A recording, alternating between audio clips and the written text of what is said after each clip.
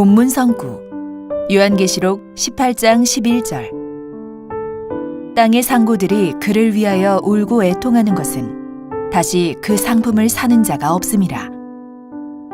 요한계시록 18장에 땅의 상고들, 한기총 소속 교단 장로교회 교리, 로마 상인들, 세계 상인들, 신천지 예수교 증거장막 성전의 교리, 부패한 전통교단의 목자와 전도자들.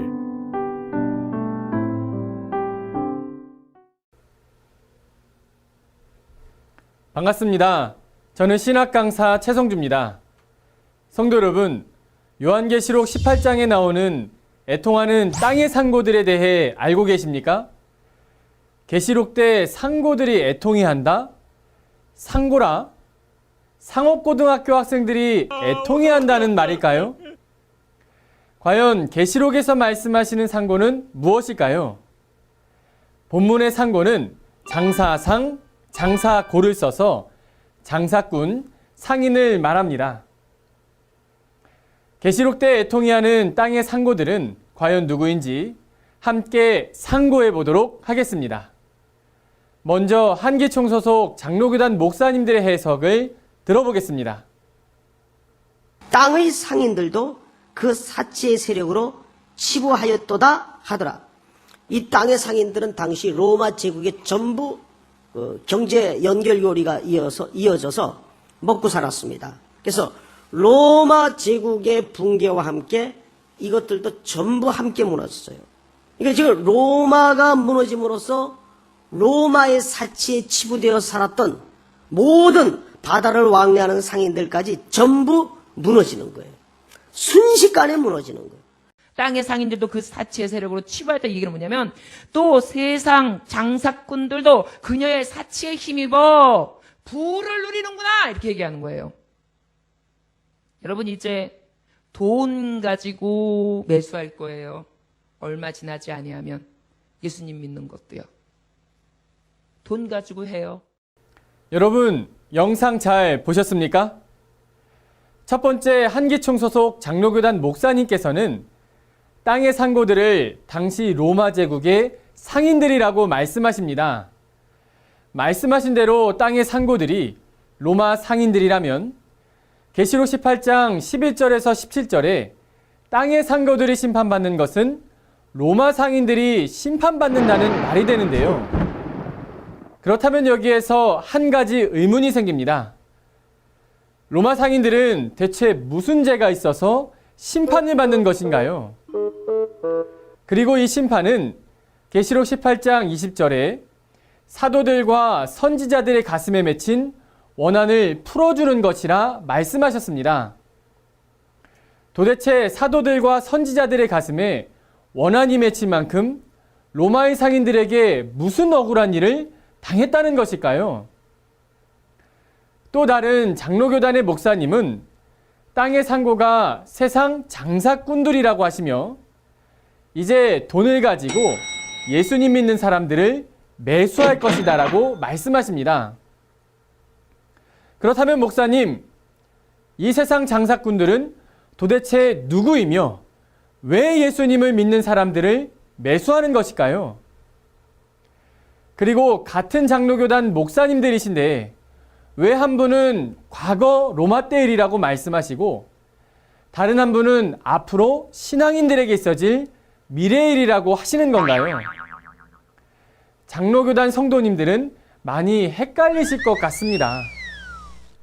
목사님, 성경을 제대로 상고해 보시면 좋을 것 같습니다. 성도 여러분, 성경에 예언된 말씀은 성경을 보고 확인을 해야 합니다. 요한계시록 22장 18절 19절의 말씀에 예언을 가감하면 저주요 천국에 들어갈 수 없다고 분명히 말씀해 주셨습니다. 천국을 소망하는 신앙인이라면 이럴 것이다 저럴 것이다 하는 추측의 말을 믿는 것이 아니라 성경을 기준으로 그 참뜻을 깨달아야 할 것입니다. 그렇다면 지금부터 계시록 18장 3절에 땅의 상고들이 무엇인지 새천지의 바른 증거를 알아보도록 하겠습니다. 예언서 속의 상고는 무엇일까요? 예언서 속의 상고는 문자 그대로의 장사꾼을 말하는 것이 아니라 영적인 장사꾼을 의미한 것입니다. 마태복음 13장 45절에서 46절에 보니 천국은 마치 좋은 진주를 구하는 장사와 같고 극히 값진 진주 하나를 만남에 자기의 모든 소유를 다 팔아 진주를 샀다고 하십니다. 여기서의 진주는 값진 하나님의 말씀을 빗대어 설명하신 것이고 그 진주를 산다는 것은 말씀을 듣는다는 것을 의미합니다. 따라서 영적인 매매는 진주처럼 귀한 말씀을 전하고 듣는 것을 말하며 영적인 장사꾼, 곧 상고는 말씀을 전하는 전도자를 의미합니다. 세상의 상고는 다양하지만 성경 예언서에서 말하는 상고는 두 종류가 있는데요. 하나님 소속의 상고와 사단 소속의 상고가 있습니다. 하나님 소속의 상고는 하나님의 진리의 말씀을 전하는 전도자요. 사단 소속의 상고는 사단의 비진리를 전하는 전도자가 되겠습니다. 그렇다면 계시록 18장의 땅의 상고들의 실체는 무엇일까요? 주 재림 때 사건이 기록되어 있는 요한계시록은 배도의 일과 멸망의 일과 구원의 일을 기록하고 있습니다.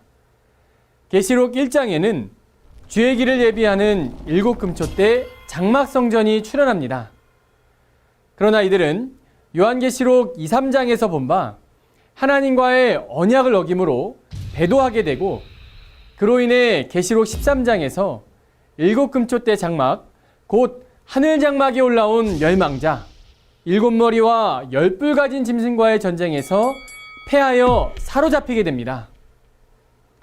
그러나 계시록 12장에서 이긴 자와 그 형제들이 어린 양의 피와 증거하는 말로 싸워 이기고 이 이긴 자들이 모인 곳에 계시록 15장에 증거장막 성전이 열리게 됩니다. 하나님께서는 이 이긴 자들을 진노의 대접 삼아 계시록 16장에서 배도자들과 멸망자들에게 쏟아 심판하게 되는데요. 심판받는 멸망자들은 계시록 17장 3절에서 5절에 본 음녀와 음녀가 앉은 7머리와 10뿔 가진 짐승의 조직, 곧 바벨론을 의미합니다. 계시록 17장에서 음녀가 심판받은 후에 계시록 18장에 바벨론 나라가 심판을 받게 되는데요. 이 심판받는 큰 성 바벨론은 영적 바벨론이며 오늘날 악령과 교제하여 비진리를 전하는 전통교단을 말하는 것입니다. 이때 바벨론이 심판받아 무너짐으로 애통해하던 땅의 상고들은 누구일까요? 그들은 음녀에게 속하여 사단에게 예배하며 사단의 교리로 설교하던 전통교단의 전도자가 되겠습니다. 그렇다면 이들은 왜 애통해하는 것일까요? 그 이유는 바벨론이 심판을 받음으로 더 이상 자신들의 상품을 사는 자가 없기 때문인 것입니다. 이들의 상품은 사람의 생각으로 만들어낸 각종 교리교법과 조직과 사명자를 말합니다. 바벨론이 각종 귀신들의 집합소이며 바벨론의 목자들이 온갖 거짓 교리와 비진리를 말한다는 사실이 심판의 말씀으로 드러나자 아무도 예전처럼 땅의 상고들에게 말씀을 배우려 하지 않게 됩니다. 계시록 18장 14절에서도 바벨론아 내 영혼을 탐하던 과실이 내게서 떠났다고 하였는데요. 야고보서 1장 18절에 말씀으로 맺은 성도들을 열매라고 하듯이 바벨론이 탐하던 과실은 바로 바벨론이 사로잡았던 백성들을 말씀하신 것입니다. 사로잡혔던 하나님의 백성들은 바벨론이 심판받음으로 떠나게 되니 그 상고들이 더 이상 목자 노릇을 할 수 없게 되어 애통해한다는 것입니다. 오늘 말씀을 정리해 보겠습니다. 한기총 소속 장로교단의 한 목사님은 계시록 18장의 땅의 상고들을 로마 상인들이라고 하시며, 또 다른 장로교단의 목사님은 세상 장사꾼들로 이들이 돈으로 예수님 믿는 사람들을 매수한다고 주장하고 계십니다. 그러나 새천지의 바른 증거는 계시록 18장의 땅의 상고들이란 영적인 매매, 곧 말씀을 전하는 부패한 전통교단의 전도자들을 말하는 것입니다. 이와 같이 바벨론과 더불어 기독교 모든 목자들이 심판받는 계시록 18장의 사건은 요한복음 16장 11절에 세상 임금, 곧 목자들이 심판을 받는다는 예언이 이루어진 것입니다. 또한 계시록 18장 23절에서는 땅의 상고들의 복수를 인하여 만국이 미혹되었다고 하셨습니다. 한기총 소속 목사님들의 주장대로라면 로마 상인들이나 세상 장사꾼들이 점술과 점괘로 세계의 경제를 움직인다는 말이 되는데요. 이는 목사님들이 자의적으로 지어낸 거짓말 아니겠습니까? 이러한 한기총 소속 장로교단 목사님들이야말로 이럴 것이다 저럴 것이다 점치는 복술로 성도들을 미혹하는 계시록 18장의 바벨론 상고들의 실체인 것입니다. 이것이 기독교 마지막 때에 있을 일이라니 신앙인들이 어찌 이것을 믿을 수 있겠습니까? 도리어 이 사건을 증거하는 자를 이단이라 핍박하고 있습니다. 그러나 새천지의 약속한 목자는 오늘날 계시록이 이루어진 현장에서 모든 것을 보고 들은 증인이기 때문에 핍박 가운데서도 성경대로 듣든지 아니 듣든지 이 말씀을 전하고 계십니다. 그러므로 그분의 증거가 참인 것입니다. 성도 여러분, 이해가 잘 되셨습니까? 그렇다면 왜 한기총 소속 목사님들과 새천지의 증거가 다른 것일까요? 요한복음 3장 31절 34절에서는 하늘에서 온 자는 하늘의 것을 보고 듣고 증거하며 땅에 속한 자는 땅의 것을 말한다고 하셨습니다. 이와 같이 오늘날 한기총 소속 목사님의 주장은 보고 들은 것이 없는 땅에 속한 자의 자의적인 주장입니다. 그 이유는 목사님이 나온 신학교에 말씀의 본체이신 성령이 없고 성령이 없으니 말씀도 없기 때문입니다. 그러므로 신학생들도 말씀을 배우지 못한 것입니다. 단지 목사 한 수만을 받고 나왔기에 성도들을 가르치기는 하나 목사님도 성도님들도 말씀이 없는 것입니다. 그러므로 하나님의 약속의 말씀을 다른 뜻으로 왜곡하여 거짓 증거를 할 수밖에 없는 것입니다. 요한복음 8장 44절에 보니 사단이 들어쓰는 사단의 목자는 거짓말을 하게 됩니다. 거짓말을 하는 이유는 그 속에 마귀의 영이 있어 그 입을 통해서 거짓말을 하게 하는 것입니다. 그러므로 그 거짓말은 마귀의 씨요. 그 씨로 나게 되면 마귀의 자식이 되어 그 결과 지옥으로 가게 됩니다.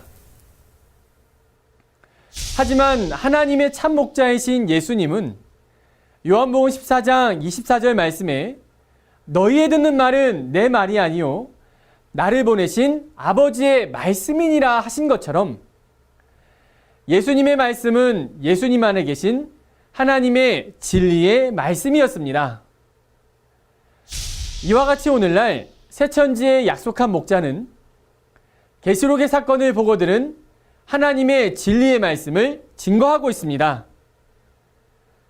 이 진리의 말씀을 듣고 나오는 자는 귀신의 나라 바벨론에서 생명의 나라 새천지로 나오는 것이며 이것이 하나님의 씨로 거듭나 진정한 하나님의 첫 열매가 되어 천국에 가는 것입니다. 천국과 영생을 소망하는 성도 여러분, 천국은 마치 자기 소유를 다 팔아 극히 값진 진주를 구하는 장사와 같다고 하셨습니다. 그동안 자신의 소유로 삼았던 바벨론의 상품을 다 버리고 새천지 약속한 목자에게 나와 값진 진리를 소유하여 구원받고 천국에 이르시는 하나님의 가족이 되시기를 바랍니다. 감사합니다.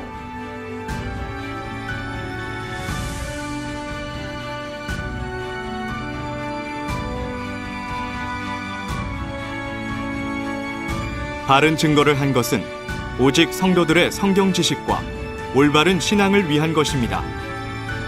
주석 및 자의적 해설은 증거물이 없고 대신은 증거할 실상이 있습니다. 판단 기준은 성경 말씀에 입각해야 합니다.